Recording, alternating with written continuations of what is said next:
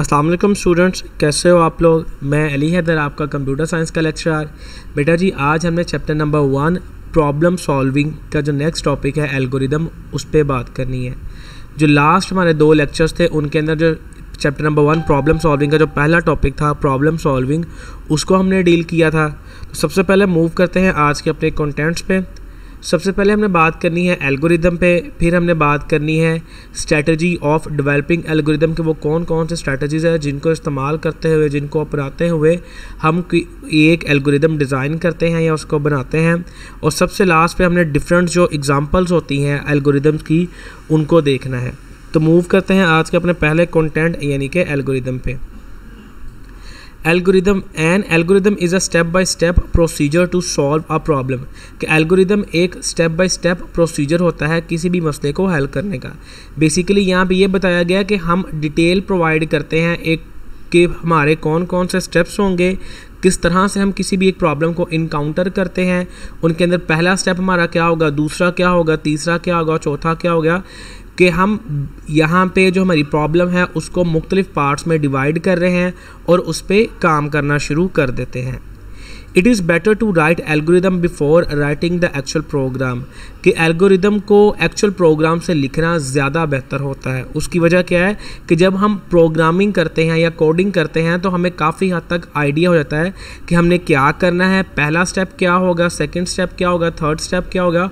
और जो हमारे एल्गोरिदम के स्टेप्स होते हैं हम बेसिकली उनको ही फॉलो करते हुए अपनी तमाम की तमाम कोडिंग करते हैं और इससे कोडिंग पे काम करना या कोडिंग करना भी बहुत आसान हो जाता है प्रोग्रामर के लिए।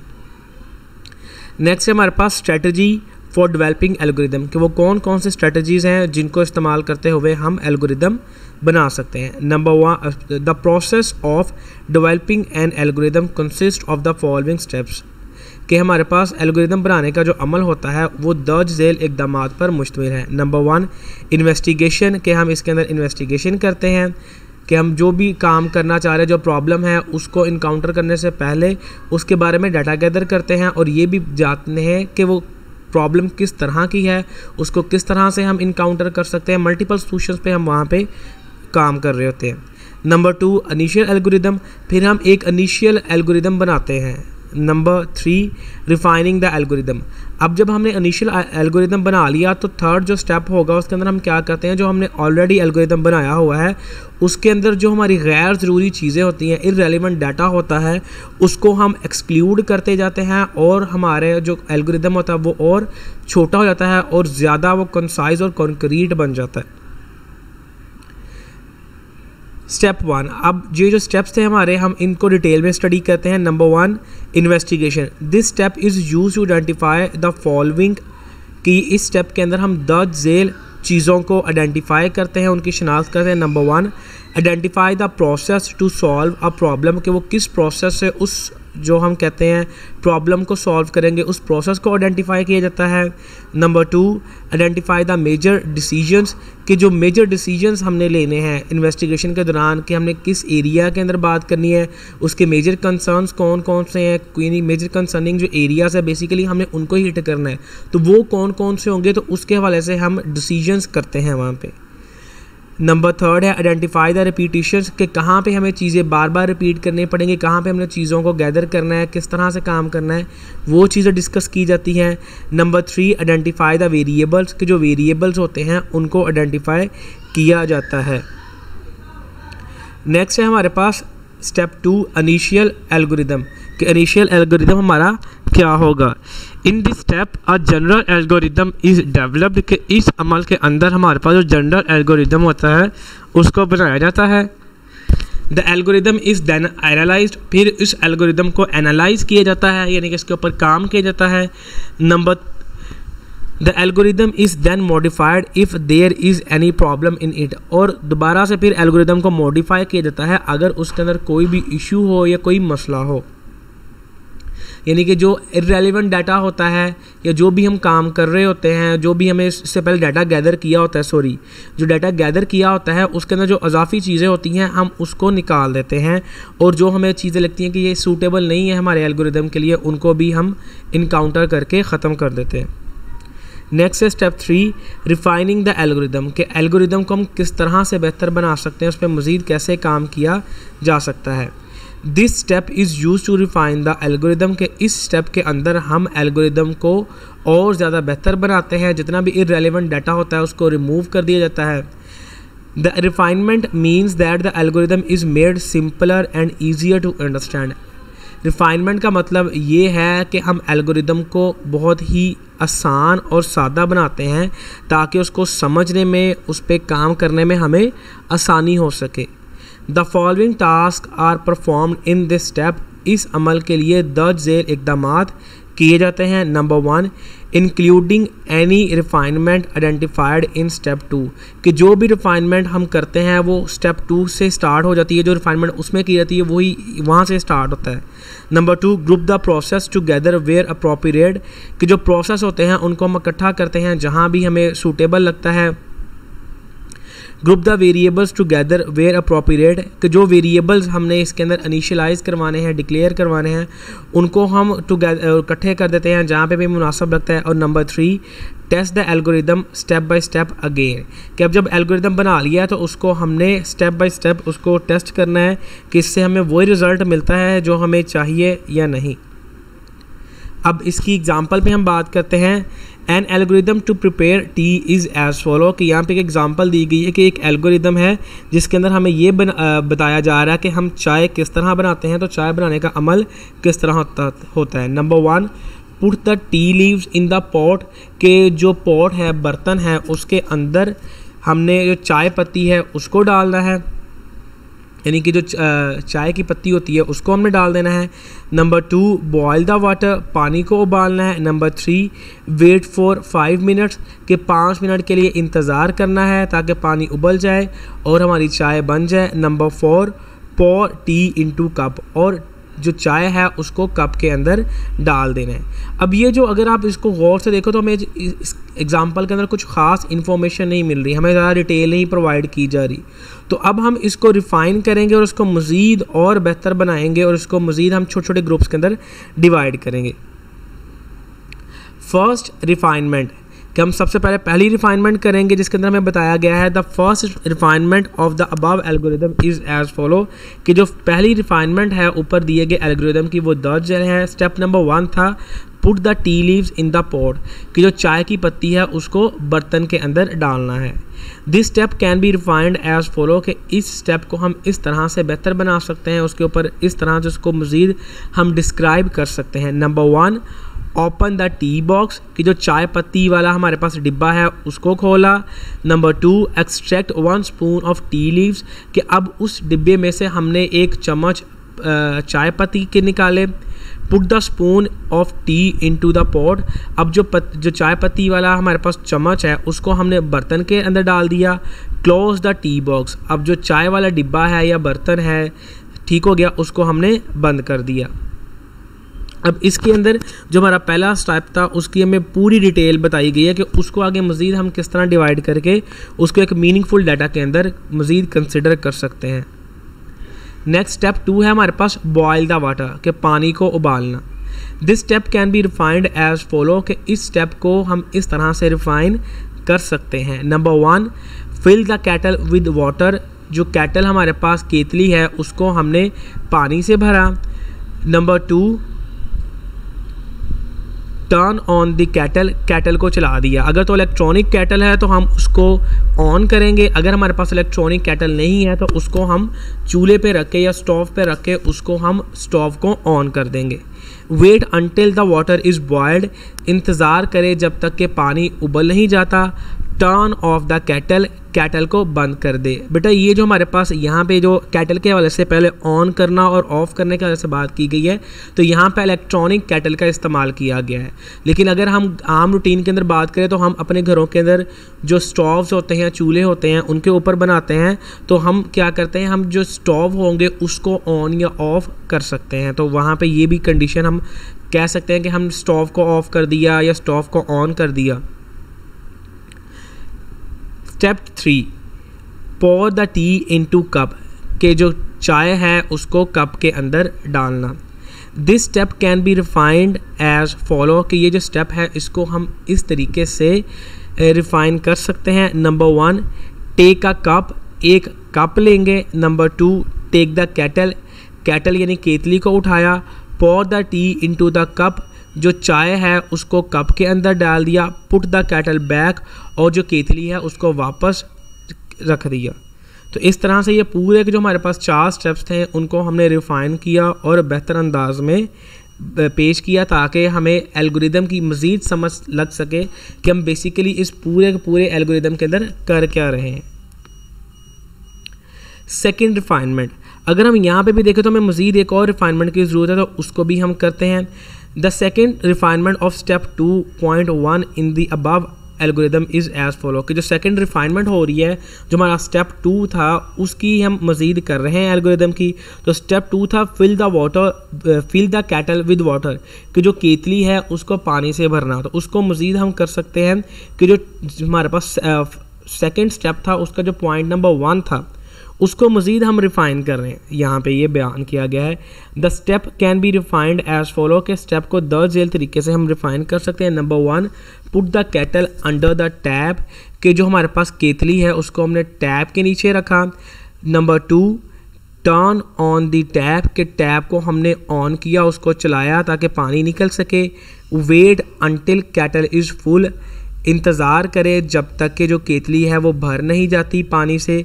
Number 4, turn off tap, tap यानी कि टूटी को हमने दोबारा से बंद कर दिया। तो ये पूरी डिस्क्रिप्शन बताई गई है कि जो हमारे पास स्टेप नंबर 2 था कि पानी को उबालने का अमल, उसका जो पहला हमारे पास लाइन थी वो थी fill the kettle with water. तो उसको हमने मज़ीद आगे रिफ़ाइन करके मज़ीद डिटेल बताते हुए इसको हमने डिस्क्राइब किया है। अब सबसे लास्ट पे हमने बात करनी है डिफरेंट एग्जांपल्स को डील करना है यहाँ पे एल्गोरिदम के हवाले से कि एल्गोरिदम किस तरह बनाया जाता है। तो सबसे पहले हमने एग्जांपल नंबर 1 जो हमारे पास है जी, algorithm for making a telephone call to your friend, कि एक एल्गोरिदम बनाना है जिसके अंदर हमें ये बताया गया है कि हम अपने दोस्त से टेलीफोन कॉल पे बात करना चाह रहे हैं। A step form algorithm for making a telephone call to a friend is as follow, कि एक स्टेप फॉर्म हमारे पास एल्गोरिदम है जिसको इस्तेमाल करते हुए हम अपने फ्रेंड को कॉल करते हैं, वो दर्ज झेल है। Number 1, pick up the telephone set, के टेलीफोन सेट को हमने उठाना है। Number 2, check the telephone tone, के टेलीफोन की टोन को चेक करना है। Number 2, dial the phone of friend if tone exist otherwise put the receiver on phone, कि अगर तो टोन चल रही है तो हमने जो अपने दोस्त का नंबर है वो डायल करना है, अगर नहीं चल रही तो रिसीवर को फ़ोन पे दोबारा से वापस रख देना है। Wait until someone on the other receives the call, जब अगर हम फ़ोन मिला रहे हैं, हमने नंबर डायल कर लिया तो दूसरी साइड में हमें बेल सुनाई दे रही, तो तब तक हमने वेट करना है जब तक कि दूसरी साइड पे जो बंदा है जिसको हम कॉल कर रहे हैं वो कॉल सुन नहीं लेता, तब तक हम जो फ़ोन उठा नहीं लेता तब तक वेट करना है। Number 5, put the receiver on phone if the phone is not received, कि जो फ़ोन का रिसीवर है उसको नीचे रख देना है अगर हमारी कॉल दूसरी साइड पे रिसीव नहीं की गई है तो। नंबर 6 है हमारे पास, talk to your friend if receives the phone, कि अगर उस बंदे ने हमारी कॉल उठा ली है तो हम अपने दोस्त से बात करेंगे। Put the receiver on the phone, और जब हमारी बात ख़त्म हो गई है, हमने उनसे बात कर लिया है, तो जो रिसीवर होगा उसको हम दोबारा से फ़ोन पे रख देंगे। ये एक एल्गोरिदम है जिसको इस्तेमाल करते हुए हम टेलीफोन कॉल का जो मैकेनिज़्म हमने वो बयान किया है। एग्जाम्पल नंबर 2 है एल्गोरिदम दैट इनपुट्स 2 नंबर्स, कि एक एल्गोरिदम है जो 2 नंबर को इनपुट करवाता है, यानी कि यूज़र उन नंबर्स को खुद वैल्यूज़ असाइन करता है वेरिएबल्स को। कैलकुलेट सम, उसका सम लेना है यानी कि उन 2 वैल्यूज़ को ऐड करना है। And then display the result on the screen, और स्क्रीन पे रिजल्ट को शो करना है।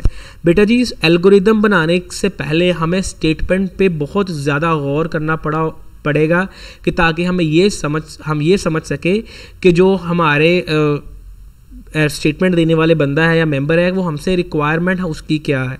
तो अगर हमें रिक्वायरमेंट की समझ होगी तभी हमें एल्गोरिदम बना सकेंगे। वही जो हमने जो पहले लेक्चर्स में हमने बात की थी रिक्वायरमेंट स्पेसिफिकेशन का, उसी की बात यहाँ पे मैं कर रहा हूँ कि जब तक हमारे माइंड में रिक्वायरमेंट क्लियर नहीं होंगी हम ना ही सही एल्गोरिदम बना सकेंगे, ना ही सही कोडिंग कर सकेंगे, और एट द एंड जो सॉफ्टवेयर होगा, जो सिस्टम होगा या जो प्रोग्राम होगा वो भी सही नहीं बनेगा। तो सबसे पहले हमें इस बात पे गौर करना चाहिए कि जो यूज़र है या क्लाइंट है वो हमसे चाहता क्या है, उसकी रिक्वायरमेंट को बहुत ध्यान से सुनना होगा और फिर उन पे काम करना होगा। नंबर 1 स्टार्ट, कि हमने स्टार्ट करना है। नंबर 2 इनपुट ए, कि ए एक वेरिएबल है जिसके अंदर कोई ना कोई वैल्यू यूज़र इनपुट करेगा। नंबर 3 इनपुट बी, के स्टेप नंबर 3 के अंदर क्या है, एक दूसरा वेरिएबल बी है जिसके अंदर यूज़र एक और वैल्यू इनपुट करेगा। स्टेप नंबर 4 है total equals to A plus B, यानी कि यहाँ पे एक तीसरा वेरिएबल टोटल के नाम से इनिशियलाइज किया गया है, उसको साथ में डिक्लेयर भी कर देगा। जो टोटल की वैल्यू है वो अगर जो वेरिएबल ए है उसको ऐड करे वेरिएबल बी के अंदर, तो उसकी इन दोनों की जो वैल्यू को एडिशन करके हमारे पास आंसर आएगा, उनकी वैल्यू बराबर होगी टोटल की वैल्यू के बराबर। तो यहाँ पे हम सम भी कर सकते हैं, टोटल की जगह पे वेरिएबल का नाम रख सकते हैं, ऐड भी रख सकते हैं, डिपेंड करता है हमारी अपनी मर्जी पे। नंबर 5 डिस्प्ले टोटल, के जो टोटल का रिजल्ट आया है उसको हमने डिस्प्ले करवाना है। नंबर 6 एग्जिट, कि ये जो हमारे पास प्रोग्राम है या जो एल्गोरिदम है इससे जो हमारा कंट्रोल होगा वो ख़त्म हो जाएगा, वो एंड हो जाएगा या एग्जिट हो जाएगा। अब नेक्स्ट एल्गोरिदम है algorithm to calculate the area of circle when radius is given, कि एक एल्गोरिदम है जिसके अंदर हमने एरिया को कैलकुलेट करना है अगर हमें रेडियस दिया गया हो। तो सबसे पहले स्टेप नंबर 1 है start. Step number 2 input radius in are, कि आर नाम का एक हमने वेरिएबल लेना है जिसके अंदर रेडियस की वैल्यू को हमने इनपुट करवा देना है। और एरिया का फार्मूला होता है हमारे पास पाई इंटू आर स्केयर, के पाई को मल्टीप्लाई करना है आर स्केयर के साथ। तो यहाँ पे एरिया इक्वल्स टू 3.14, ये हमारे पास वैल्यू है पाई की, मल्टीप्लाई बाय आर, के आर को 2 दफ़ा मल्टीप्लाई कर दिया और हमारे पास एरिया की वैल्यू आ जाएगी। प्रिंट एरिया, के अब जो एरिया की वैल्यू आई है उसको प्रिंट करवाया जाए एंड, और ये जो एल्गोरिदम है वो एंड हो जाए या कंट्रोल उससे निकल जाए बाहर, और नेक्स्ट जो स्टेटमेंट होगी उसको एग्जीक्यूट करना शुरू कर देगा या फिर हमें जो रिजल्ट होगा वो दिखाना शुरू कर देगा। एल्गोरिदम नेक्स्ट है हमारे पास algorithm to find the sum of first 50 natural numbers, के एल्गोरिदम जिसके अंदर पहले 50 कुदरती अदाद का सम हमें मालूम किया जा सके। स्टेप नंबर 1 है स्टार्ट। स्टेप नंबर 2 है हमारे पास सम इक्वल्स टू 0, के सम नाम का एक हमने वेरिएबल लिया है जिसकी वैल्यू है 0। अब यहाँ पे 0 क्यों रखा गया है, उसकी वजह क्या है कि अगर हम सम को 0 के बराबर नहीं रखेंगे तो इसके अंदर कोई गार्बेज वैल्यू स्टोर हो जाएगी। गार्बेज वैल्यू कोई भी वैल्यू हो सकती है जो कि एट द एंड हमारा जो एंड रिजल्ट होगा उसके ऊपर अफेक्ट होगी। अब हमने इसको 0 साइन कर दिया तो 0 एक वैल्यू तो है लेकिन उसका एट द एंड हमारे रिजल्ट पे कोई भी असर नहीं पड़ेगा। स्टेप नंबर 3 है n इक्वल्स टू 0, के n एक वैल्यू जिसके अंदर हमने नंबर्स को डिक्लेयर करवाया हुआ है और वो किसके बराबर है 0 के। स्टेप नंबर 4 है repeat step 5 and 6 while n is less than equal to 50, कि यहाँ पे एक लूप लगा दी गई है, एक कंडीशन लगा दी गई है कि जो स्टेप नंबर 5 और 6 इनको रिपीट करते रहना है जब तक कि n की वैल्यू 50 से छोटी और उसके बराबर ना हो जाए। यानी कि जब तक हमारे पास ये लूप 1 तक नहीं आएगी, 50 तक हमारे पास n की वैल्यू 50 तक नहीं जाएगी तब तक ये लूप इस तरह से चलती जाएगी, और जब 50 तक वैल्यू आ जाएगी उसके बाद फिर इंक्रीमेंट होगा और वो 51 होगा और ये कंडीशन हमारी फॉल्स हो जाएगी, तो जो कंट्रोल होगा वो अगली हमारे पास जो स्टेटमेंट होगा उस पर आ जाएगा।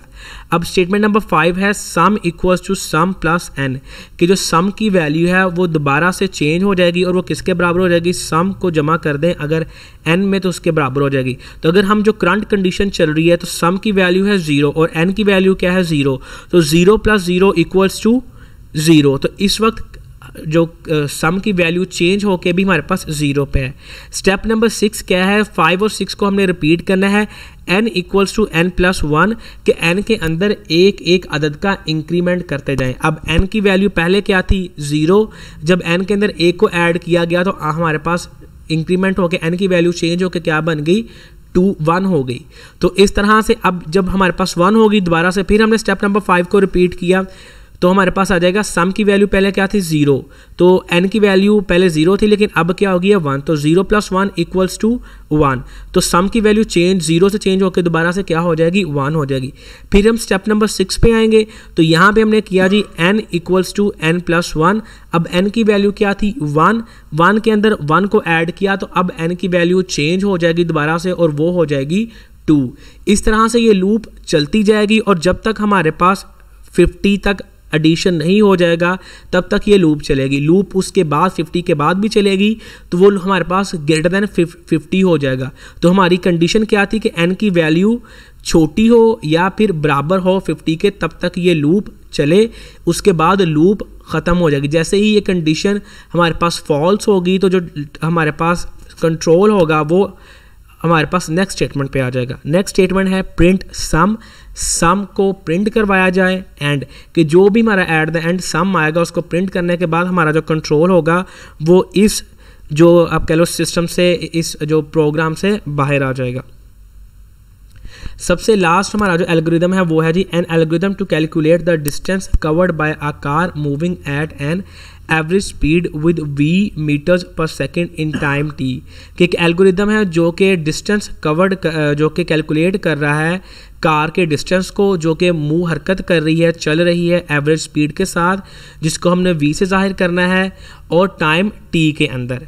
तो सबसे पहले स्टेप नंबर 1 है स्टार्ट। स्टेप नंबर 2 है हमारे पास input average speed in v, कि v एक वेरिएबल है उसके अंदर हमने एवरेज स्पीड को इनपुट करना है।